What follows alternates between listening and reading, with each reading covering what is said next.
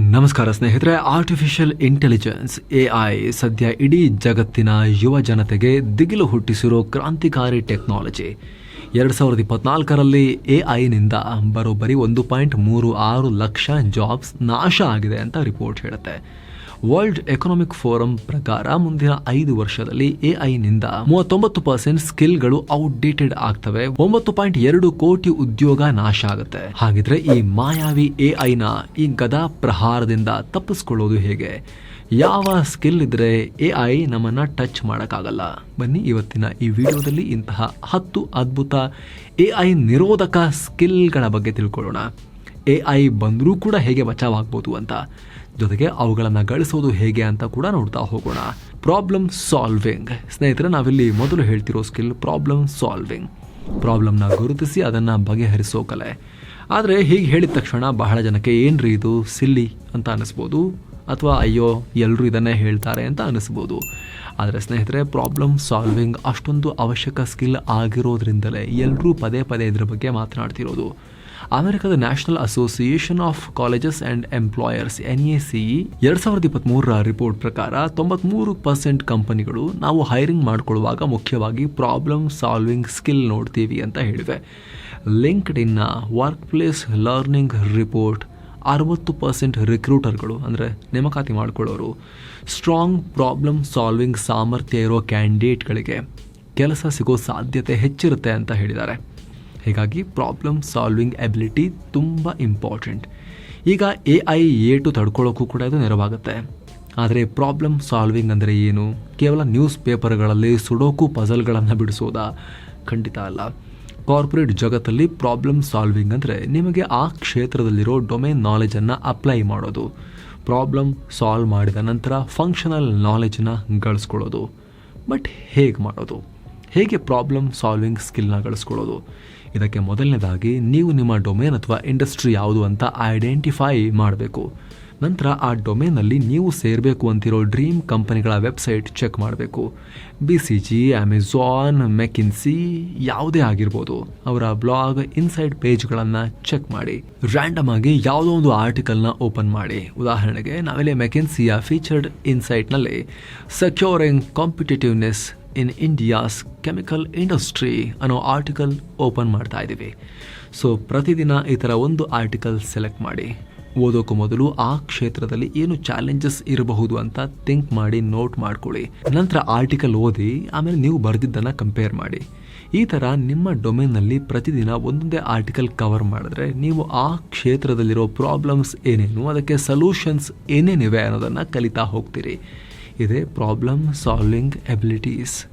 ಆ ರೀತಿಯ thought process ಬರೋಕ್ಕೆ ಹೆಲ್ಪ್ ಮಾಡೋ ಎಕ್ಸಸೈಸ್. ಸದ್ಯಕ್ಕೆ AIಗೆ ಇವನ್ನೆಲ್ಲ ಅಷ್ಟು ಅಕ್ಯುರೇಟ್ ಆಗಿ ಮಾಡೋಕ್ಕಾಗಲ್ಲ, ಕಸ್ಟಮೈಸ್ಡ್ ಆಗಿ ಮಾಡೋಕ್ಕಾಗಲ್ಲ. ಹೀಗಾಗಿ ಈ ಸ್ಕಿಲ್ನ ಡೆವಲಪ್ ಮಾಡಿಕೊಂಡ್ರೆ ನಿಮಗೆ ನಿಮ್ಮ ಸ್ನೇಹಿತರು, ಸಹೋದ್ಯೋಗಿಗಳು ಅವರೆಲ್ಲರ ಮುಂದೆ ನಿಮಗೊಂಚೂರು ಎಡ್ಜ್ ಸಿಗುತ್ತೆ, ಅಡ್ವಾಂಟೇಜ್ ಸಿಗುತ್ತೆ. ಸಹಜವಾಗಿ ಆಗ ಹೆಚ್ಚಿನ ಸ್ಯಾಲ್ರಿಗೆ ನಿಮಗೆ ಒಂದು ರ್ಯಾಂಪ್ ಕ್ರಿಯೇಟ್ ಆಗುತ್ತೆ, ಒಂದು ಏಣಿ ಕ್ರಿಯೇಟ್ ಆಗುತ್ತೆ ಹತ್ಕೊಂಡು ಮೇಲಕ್ಕೆ ಹೋಗೋಕೆ. ಕಮ್ಯುನಿಕೇಷನ್. ಸ್ನೇಹಿತರೆ, ಕಮ್ಯುನಿಕೇಷನ್ ಅಂದ ತಕ್ಷಣ ಟೆಡ್ ಟಾಕ್ನಂತಹ ಕಾರ್ಯಕ್ರಮದಲ್ಲಿ ಸ್ಪೀಚ್ ಕೊಡೋದು ಮಾತ್ರ ಅಲ್ಲ. ಸಿಂಪಲ್ ಆಗಿ ನೀವು ಹೇಳ್ತಿರೋ ವಿಚಾರವನ್ನು ನಿಮ್ಮ ಮುಂದಿರೋ ವ್ಯಕ್ತಿ ಅರ್ಥ ಮಾಡ್ಕೊಳ್ಳೋ ಹಾಗೆ ಮಾಡೋದು. ನೀವು 10 ವಿಚಾರಗಳ ಬಗ್ಗೆ ಮಾತನಾಡಿದ್ರೆ ಎದುರಿಗಿರೋ ವ್ಯಕ್ತಿ ಕನಿಷ್ಠ ಪಕ್ಷ 6-7 ವಿಚಾರಗಳನ್ನಾದರೂ ಈಸಿಯಾಗಿ ಅರ್ಥ ಮಾಡಿಕೊಂಡು ಅವ್ರಿಗೆ ನೆನಪಿಟ್ಕೊಳ್ಳೋಕೆ ಆಗಬೇಕು. ಅಷ್ಟು ಚೆನ್ನಾಗಿರ್ಬೇಕು ಕಮ್ಯುನಿಕೇಷನ್ ನಿಮ್ಮದು. ಒಬ್ಬ ಒಳ್ಳೆ ಕಮ್ಯುನಿಕೇಟರ್ನ ಟಾರ್ಗೆಟ್ ಇಷ್ಟೇ ಇರುತ್ತೆ. ಬಟ್ ಈ ಕಮ್ಯುನಿಕೇಷನ್ನ ಹೇಗೆ ಇಂಪ್ರೂವ್ ಮಾಡ್ಕೊಳ್ಳೋದು? ಈಸಿ ಮೆಥಡ್ ಅಂದರೆ ಪ್ರತಿದಿನ ರಾತ್ರಿ 5 ನಿಮಿಷ ನೋಟ್ಸ್ ಮಾಡೋದು. ಇಡೀ ದಿನ ಏನಾಗಿತ್ತು ಥಿಂಕ್ ಮಾಡಿ ಚಿಕ್ಕದಾಗಿ ಬುಲೆಟಿನ್ ಪಾಯಿಂಟ್ಸಲ್ಲಿ ನೋಟ್ಸ್ ಮಾಡ್ಕೊಳ್ಳೋದು. ದೊಡ್ಡ ದೊಡ್ಡ ಪ್ಯಾರಾಗ್ರಾಫ್ ಅಥವಾ ಕತೆ ಕಾದಂಬರಿ ಬರಿಬೇಕಾಗಿಲ್ಲ, ಚಿಕ್ಕದಾಗಿ ಪಾಯಿಂಟ್ಸ್ ಮಾಡಿದ್ರೂ ಸಾಕು. ಒಂದ್ಸಲ ಬರ್ದಾದ್ಮೇಲೆ ಪ್ರಯಾರಿಟೈಸ್ ಮಾಡಬೇಕು. ಇಂಪಾರ್ಟೆಂಟ್ ಪಾಯಿಂಟ್ಗಳು ಮೇಲೆ, ಕಡಿಮೆ ಇಂಪಾರ್ಟೆನ್ಸ್ ಇರೋದು ಕೆಳಗೆ ಬರೋ ರೀತಿ ರೀಅರೇಂಜ್ ಮಾಡಬೇಕು. ಹೀಗೆ ನೀವು ಡೈಲಿ ಮಾಡ್ತಾ ಬಂದರೆ ಪ್ರಯಾರಿಟೈಸ್ ಮಾಡೋದನ್ನು ಕಲಿತೀರಿ. ಒಳ್ಳೆ ಇಮೇಲ್ ಬರೆಯೋದನ್ನು ಕಲಿತೀರಿ. ಇಂಪಾರ್ಟೆಂಟ್ ಪಾಯಿಂಟ್ಸ್ ಟಾಪ್ನಲ್ಲಿ ಬರೆದು ಉಳಿದಿದ್ದು ಕೆಳಗೆ ಬರೆಯೋ ಹ್ಯಾಬಿಟ್ ಡೆವಲಪ್ ಮಾಡ್ಕೊಳ್ತೀರಿ. ಜೊತೆಗೆ ಎಕ್ಸಿಕ್ಯೂಟಿವ್ ಜೊತೆ ಮಾತನಾಡುವಾಗ ತುಂಬ ಇಂಪಾರ್ಟೆಂಟ್ ವಿಷಯವನ್ನು ಹೈಲೈಟ್ ಮಾಡಿ ಮಾತಾಡೋದನ್ನು ಕಲಿತೀರಿ. ಆರಂಭದಲ್ಲಿ ನಿಮ್ಮ ಡೈಲಿ ಆಕ್ಟಿವಿಟೀಸ್ದು ನೋಟ್ಸ್ ಮಾಡೋದ್ರಿಂದ ನೀವು ಇದನ್ನು ಶುರು ಮಾಡ್ಬೋದು. ಕ್ರಮೇಣ ನಿಮ್ಮ ವರ್ಕ್ ಲೈಫ್ಗೆ ಶಿಫ್ಟ್ ಆಗ್ಬೋದು. ಇಂಥ ಕಮ್ಯುನಿಕೇಷನ್ಗಳನ್ನೇ ಮ್ಯಾನೇಜ್ಮೆಂಟ್ ಕನ್ಸಲ್ಟಿಂಗ್ನಲ್ಲಿ ಆನ್ಸರ್ ಫಸ್ಟ್ ಅಪ್ರೋಚ್ ಅಂತ ಕರೀತಾರೆ. ಮೆಕೆನ್ಸಿ, BCG, ಬೇನ್ ಎಲ್ಲ ಕನ್ಸಲ್ಟಿಂಗ್ ಕಂಪನಿಗಳು ಇದೇ ಕ್ರಿಸ್ಪ್ ಕಮ್ಯುನಿಕೇಷನ್ ಮೆಥಡ್ನ ಫಾಲೋ ಮಾಡೋದು. ಹೀಗಾಗಿನೇ ಅವ್ರಿಗೆ ಲಕ್ಷ ಪೇಮೆಂಟ್ ಇರುತ್ತೆ. ಹೀಗಾಗಿ ಈ 5 ನಿಮಿಷದ ಕಮ್ಯುನಿಕೇಷನ್ ನಿಮಗೆ ಗೇಮ್ ಚೇಂಜರ್ ಆಗ್ಬೋದು. AI ಬರಲಿ, ಇನ್ಯಾವುದೇ ಹೊಸ ಟೆಕ್ನಾಲಜಿ ಬರಲಿ, ಈ ಕಮ್ಯುನಿಕೇಷನ್ ಮಾತ್ರ ಯಾವಾಗಲೂ ನಿಮ್ಮನ್ನು ಹೈ ರೇಟೆಡ್ ಎಂಪ್ಲಾಯಿ ಆಗಿನೇ ಇಡುತ್ತೆ. ಜಾಬ್ ಮಾರ್ಕೆಟ್ನಲ್ಲಿ ನಮಗೆ ಹೈ ಡಿಮಾಂಡ್ ಇರುವಂತೆ ನೋಡ್ಕೊಳ್ಳುತ್ತೆ. Data analysis. ಸ್ನೇಹಿತರೆ, ಡೇಟಾ ಅನಾಲಿಸಿಸ್ ಅಂದ ತಕ್ಷಣ ನೀವಿನಲ್ಲಿ SQL, ಪೈಥಾನ್ ನಂತಹ ಡೇಟಾ ಅನಾಲಿಟಿಕ್ಸ್ಗೆ ಬೇಕಾದ ಪ್ರೋಗ್ರಾಮಿಂಗ್ ಲ್ಯಾಂಗ್ವೇಜಸ್ಸನ್ನೇ ಕಲಿಬೇಕಾಗಿಲ್ಲ. ಬೇಸಿಕ್ ಡೇಟಾ ಕೊಟ್ಟಾಗ, basic chart, graph, Excel table ಕೊಟ್ಟಾಗ ಅದರಲ್ಲಿ ಪ್ಯಾಟರ್ನ್ನ ಅರ್ಥ ಮಾಡ್ಕೊಳ್ಳೋದು ಹೇಗೆ ಅನ್ನೋದು ನೀವು ಕಲಿಬೇಕು. ಪ್ಯಾಟರ್ನ್ ರೆಕಗ್ನಿಷನ್ ಅನ್ನೋದು ಈಗ ಎಲ್ಲ ಇಂಟರ್ವ್ಯೂನಲ್ಲೂ ಕಾಮನ್ ಕ್ವಶನ್. MBAನ ಕ್ಯಾಟ್ ಎಕ್ಸಾಮ್ನಲ್ಲೂ ಕೂಡ, CETನಲ್ಲೂ ಕೂಡ ಡೇಟಾ ಇಂಟರ್ಪ್ರಿಟೇಷನ್ ಇರುತ್ತೆ. GMATನಲ್ಲೂ ಕೂಡ ಕೇಳ್ತಾರೆ. ಕಂಪನಿಗಳು ಕೂಡ ಇಂಟರ್ವ್ಯೂನ ಮೊದಲ 2 ರೌಂಡ್ಸ್ನಲ್ಲೇ ಪ್ಯಾಟರ್ನ್ ರೆಕಗ್ನಿಷನ್ ಕೇಳ್ತಾರೆ. ಹೀಗಾಗಿ ಕಲಿಯಲೇಬೇಕಾದ ಸ್ಕಿಲ್ ಇದು. ಈ ಸ್ಕಿಲ್ನ ಕಲಿಯೋಕೆ ಆನ್ಲೈನ್ನಲ್ಲಿ ಸಾಕಷ್ಟು ಪ್ಲಾಟ್ಫಾರ್ಮ್ಸ್ ಇವೆ, ಚೆಕ್ ಮಾಡಿ. ಇನ್ನು ಸ್ನೇಹಿತರೆ, ರಿಸ್ಕ್ ಟೇಕಿಂಗ್ ಹಾಗೂ ಇನ್ನಿತರ ಪ್ರಮುಖ ವಿಚಾರಗಳ ಬಗ್ಗೆ ನೋಡೋಕ್ಕಿಂತ ಮುಂಚೆ ಈ ವಿಡಿಯೋದ ಪಾರ್ಟ್ನರ್ಸ್ ಆಗಿರೋ ಗ್ರೋತ್ ಸ್ಕೂಲ್ನ AI ವರ್ಕ್ಶಾಪ್ ಬಗ್ಗೆ ಕ್ವಿಕ್ ಆಗಿ ನಿಮಗೆ ಹೇಳಿಬಿಡ್ತೀವಿ. 20ಕ್ಕೂ ಅಧಿಕ AI ಟೂಲ್ಗಳನ್ನು ಎಫೆಕ್ಟಿವ್ ಆಗಿ ಬಳಸ್ಕೊಂಡು AI ಎಕ್ಸ್ಪರ್ಟ್ ಆಗೋದು ಹೇಗೆ, AI ಬಗ್ಗೆ ಏನೂ ಗೊತ್ತೇ ಇಲ್ಲ, ಬಟ್ ಒಂದು ವರ್ಕ್ಶಾಪ್ ಅಟೆಂಡ್ ಮಾಡೋ ಮೂಲಕ 20ಕ್ಕೂ ಅಧಿಕ ಸ್ಕಿಲ್ಗಳನ್ನು ನಿಮ್ಮ ಸ್ಕಿಲ್ ಸೆಟ್ಗೆ ಆ್ಯಡ್ ಮಾಡಿಕೊಂಡು ಈಗಿರೋ ಜಾಬ್ನಲ್ಲಿ ಗ್ರೋ ಆಗೋಕೆ ಅಥವಾ ಹೊಸ ಜಾಬ್ಗೆ ಅಪ್ಲೈ ಮಾಡಿದಾಗ ಇಂಟರ್ವ್ಯೂನಲ್ಲಿ ಎಕ್ಸ್ಟ್ರಾ ಸ್ಕಿಲ್ನೊಂದಿಗೆ ಕಾನ್ಫಿಡೆಂಟ್ ಆಗಿ ಅಲ್ಲಿ ಹೋಗಿ ಅಟೆಂಡ್ ಮಾಡೋಕೆ ನಿಮಗೆ ಹೆಲ್ಪ್ ಆಗಬಹುದು ಈ AI ವರ್ಕ್ಶಾಪ್ನಿಂದ. ಡಿಸ್ಕ್ರಿಪ್ಷನಲ್ಲಿ ಹಾಗೂ ಪಿನ್ಡ್ ಕಾಮೆಂಟ್ನಲ್ಲಿ ಗ್ರೋತ್ ಸ್ಕೂಲ್ನ ಈ AI ವರ್ಕ್ಶಾಪ್ನ ಲಿಂಕ್ ಇದೆ. ನೀವು ಯಾವುದೇ ಇರಲಿ, HR, ಮ್ಯಾನೇಜ್ಮೆಂಟ್, ಸೇಲ್ಸ್, ಇಂಜಿನಿಯರಿಂಗ್, ಯಾವುದೇ ಕ್ಷೇತ್ರದಲ್ಲಿ ನೀವು ಕೆಲಸ ಮಾಡ್ತಾ ಇರಲಿ, ಅದರಿಂದ ನಿಮ್ಮ ಪ್ರೊಫೈಲ್ಗೆ ಹೆಲ್ಪ್ ಆಗ್ಬೋದು ಈ ಕೋರ್ಸನ್ನು ಮಾಡೋದ್ರಿಂದ. ಆಸಕ್ತರು ಡಿಸ್ಕ್ರಿಪ್ಷನ್ ಮತ್ತು ಪಿನ್ ಕಾಮೆಂಟನ್ನು ಮಿಸ್ ಮಾಡದೆ ಚೆಕ್ ಮಾಡಿ. ಬನ್ನಿ ಈಗ ವರದಿಯಲ್ಲಿ ಮುಂದುವರಿಯೋಣ. Risk taking. ಸ್ನೇಹಿತರೆ, AI 8ಇಂದ ನಿಮ್ಮನ್ನು ರಕ್ಷಿಸಬಹುದಾದ ಮತ್ತೊಂದು ಸ್ಕಿಲ್ ಅಂದರೆ ರಿಸ್ಕ್ ಟೇಕಿಂಗ್.